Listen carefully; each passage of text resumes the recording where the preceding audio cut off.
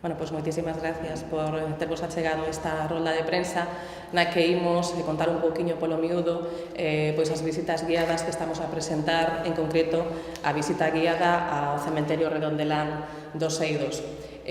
Comentar que este cementerio, para os que non o coñezan, ten unha importancia pois aquí en Redondela única, realmente. É o cementeiro, digamos, que temos por excelencia histórico, con valor patrimonial e tamén pola súa ubicación moi céntrica no pobo, que, bueno, que fai que destaque entre os elementos que rodean, pois, tanto pola súa construción como, bueno, pois, polos elementos arquitectónicos que podemos atopar aínda ali, como tamén un pouco polo,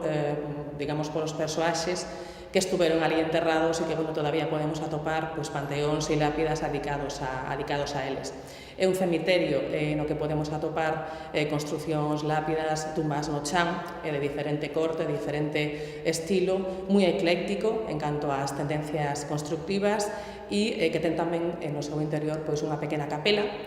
aquí, bueno, dedicada a facer ali os enterramentos e a darlle, pois, digamos, os oficios propiamente ali dentro, as despedidas familiares, e que estamos, pois, dende o Goberno Municipal de Redondela tratando de poñer en valor, facendo que sexa un elemento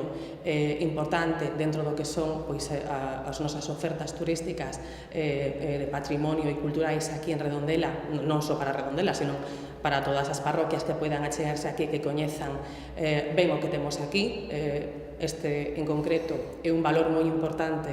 e que estamos tratando pois, de recuperar a través de diversas liñas de traballo e, bueno, contarvos que a primeira delas temos xa un proxecto aprobado e que está ahora mesmo tramitándose